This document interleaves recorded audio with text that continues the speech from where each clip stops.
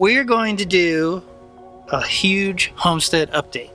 There's been so much going on behind the scenes here as we're wrapping up the Casa de Caca, and so we're going to go through everything on the property that is changing, new animals, what's going on with the outhouse, what our upcoming projects are, how the garden beds are doing, the berms and the swales, the water catchment. So much is going on. Someone doesn't have a voice. Nope, can't talk. We're not gonna make her talk because otherwise she'll just start coughing. Are you ready? Yeah.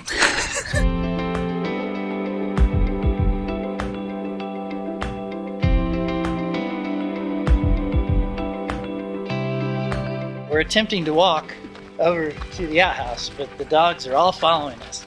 So we're not gonna show you the finished Casa de Caca, but we did want to show you one pretty cool thing that we just added the other day. So if you saw our live last week, you know that we were basically done with this whole composting toilet setup, and then Julia from Throne Composting Toilet Company totally Instagrammed us and was like, hey, I got a better option for you. And we're like, okay, we're listening. Here's what we came up with. Here's what she came up with. Look at that. It's like a plastic molded piece that fits in there and makes it much easier to hit your target when going to the bathroom. Yes? It's much more like a traditional composting toilet. The funnels are a little small. This is a much bigger area. I think it'll work out good. We did have to do some heavy modifications.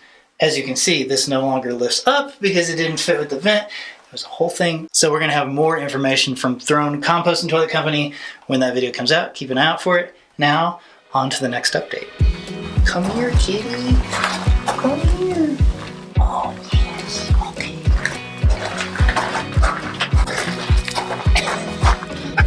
No, don't do it. Here you go. Yeah, go. Okay, we're gonna go back up to the garden beds, which I know a lot of people are wondering how they're doing because it's been a couple of months since we actually planted stuff and put stuff in the Vajiga garden beds along with the Oya watering system. Let's see how it turned out.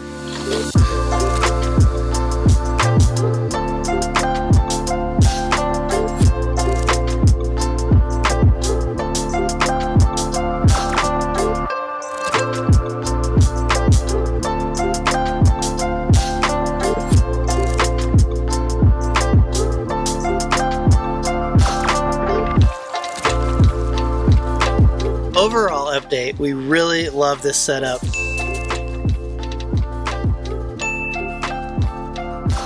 It has gotten a little hot the last few days, and we've noticed that all of our plants are getting a little wilty, so we're upping our watering game a little bit. But in general, we fill up these reservoirs once every 6 days, and then when it's over 90 or close to 100, we'll come back and we'll just kind of water them in the evening so that they have a little moisture overnight since it evaporates so quickly out here in the desert. So this is garden bed number 1.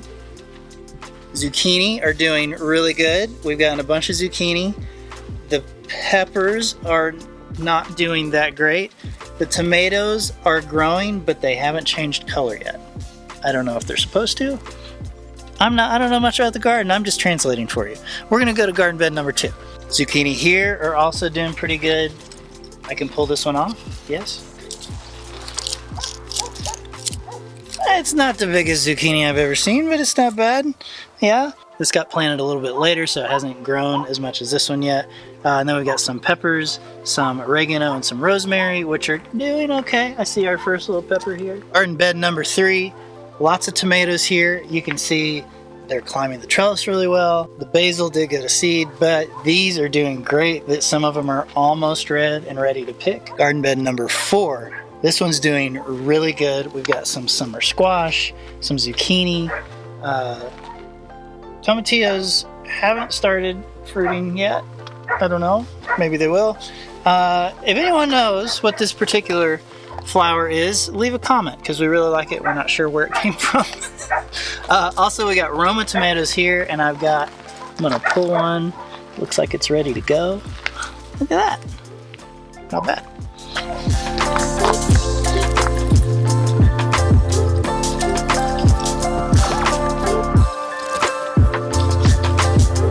garden bed number 5. We got some serious trellis action here.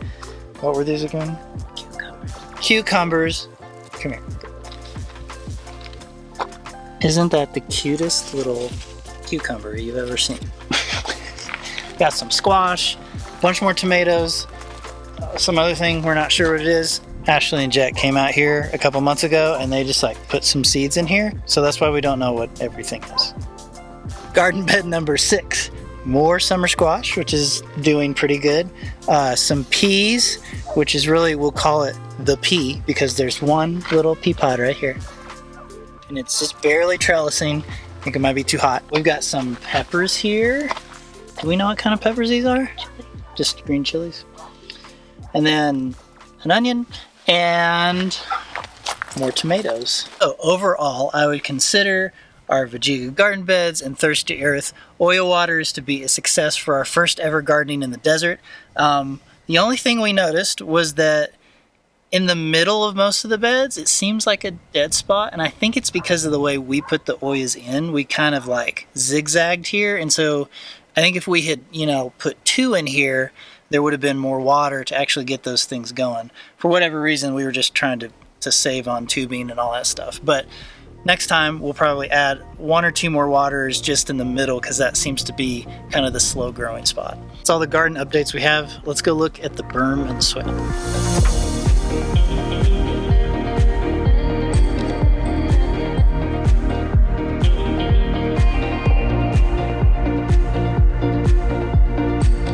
All right, we're on the south side of the big berm swale that cuts through our whole property. So we're just going to talk about kind of what's going on with them, things we've noticed, things that we're learning as we have them here on the property longer. So even though we thought that the chickens ate all of the grass seed that we planted on the berm, we've seen quite a few grasses and wildflowers and all kinds of weird stuff pop up on the berms, especially over the spring. I think these are doing really good and they're fortifying really well, which is exactly what they were supposed to do. But one thing we have noticed is that this side of the swale, the south side, isn't doing as good as the north side. And we've been keeping a closer eye on it, and I think we figured out what's going on. So we used to have our big water tank and our solar powered water pump right smack in the middle of both sides of the swale. But when we moved it to catch water off of the solar shed, we moved it a little bit further away from the south side, and I think it's too far for our little RV water pump. We're noticing that once the pressure comes out of that pressure tank, some of the emitters don't work and aren't putting out as much water as they should be. Also, I was talking to Rudy the other day and realized that we have been kind of underwatering. We should be a lot more aggressive during this establishing period. And so we just started upping our water, trying to do that more often. So hopefully that'll yield a little bit better results. And we're looking into a higher gallon per minute pump to replace the one because I really want to make sure that both of these sides are getting watered evenly. Also, things got really crispy just the last couple of weeks because we are bumping up close to that 100-degree mark. So we can't wait until monsoon comes because we know when it does, these trees are really going to green up and they're going to shoot up. Had to save a kitten. Okay, no, it's all right. No, don't run away. Come here. Playing with the dogs. You like playing with those big old mean dogs? Are you sure? So just for reference, this is the south side of the swale, and you can see down the line the trees are doing okay. But once we get to the north side, you're going to see how much bigger those trees are compared to these. Okay, mulberry on the south swale.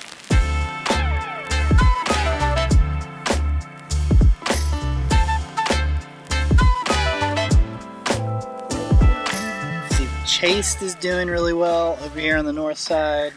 A lot of the eucalyptus are doing much better on this side. Hackberries are doing good. The honey locusts are doing good. Probably noticed that all of our trees are slanted this way because of the wind, even though we have stakes. Wind has been crazy. Okay, let's go find that mulberry to compare.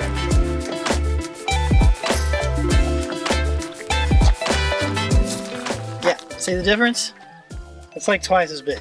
The trunk is like this big around. That's what happens when you water it properly. There's another one, also huge. So as you can see, this side's doing a lot better. So hopefully we can figure out a new pump situation, get a little more pressure going to that other side of the swale, get that one growing up too. Now, since we're over here, let's go check out the chicken garden. Also, in case you haven't noticed, The yuccas are the real stars of the show. Look at these. Stalks have shot up all over the property. They grew so quick that most of them got knocked over in a windstorm because they grew too fast and they weren't strong enough.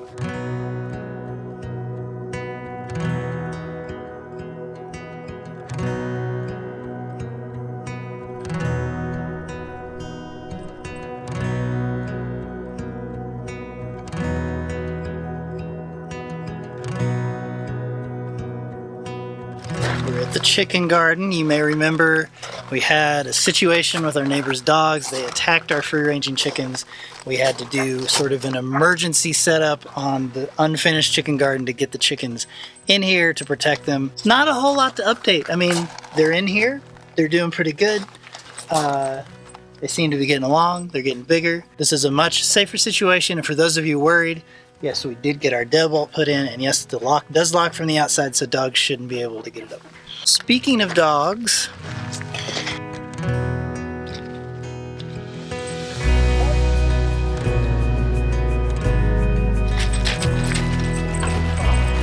ruined it.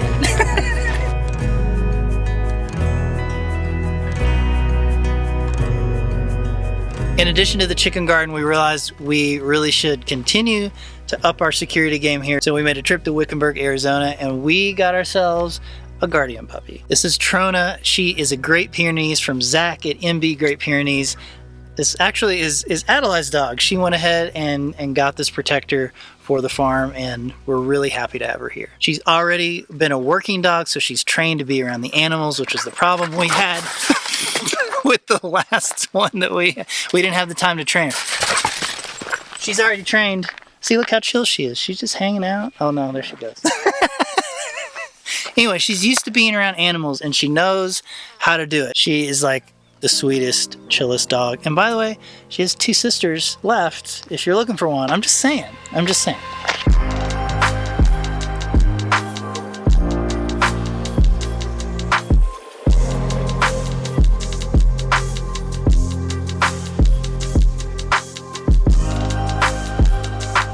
So this is kind of random. Our neighbor had a huge century plant that he needed to remove because it was potentially going to cause damage to his property.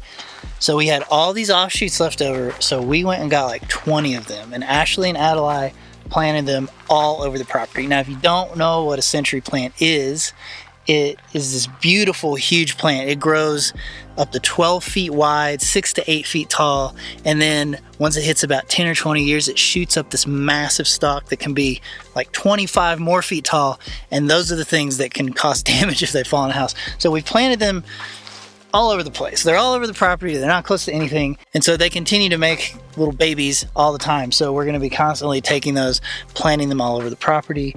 The more green we can put out here, the better. And in 20 years, it's going to be incredible. So here's a very small one. This thing was about this big last year, and just in that 1 year, it's already grown that big. So you can see how quickly these grow. They're beautiful. We can't wait to see them all over the property. It's getting dark here, so we are going to continue this in the morning. We'll see you then.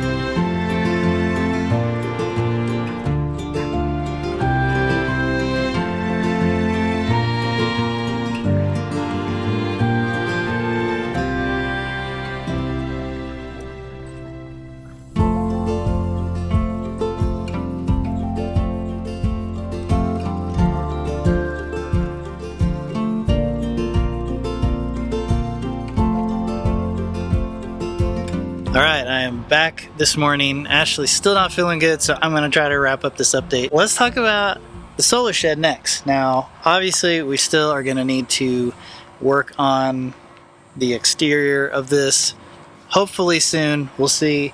But also let's talk about solar. You probably saw we put out a video pretty recently about how we had a lightning strike and we got that all fixed. But maybe a better question is like, how well is this solar system actually working for us? It works great most of the time. The only thing we've noticed is like this time of year when it's late spring, early summer, and it's really, really hot and the monsoons haven't come in yet. And the key difference is that we've noticed is that the sun is way to the north and we have all our panels facing south. So when we're doing high draws, we got a bunch of air conditioners going and everything. The sun, because it comes up from the north, it takes it a while to get over on the solar panel side. So we find ourselves dropping pretty low overnight. I mean, not that low, maybe like 60%. But I still like to see it about 80%. So everybody tells you you're supposed to point your panels south for the winter because that's when the days are shorter. But I think we found if we do more panels, we would actually face them a little more up instead of facing south, just because we use more power during the springtime. And you can probably hear the biggest draw we have in the summer is definitely that dumb air conditioner on the RV. RV air conditioners are so inefficient. It uses 2 to 3 times much power as the mini split, and the mini split does just as good a job. So maybe one day we'll get a mini split up there, but that's what we got for now.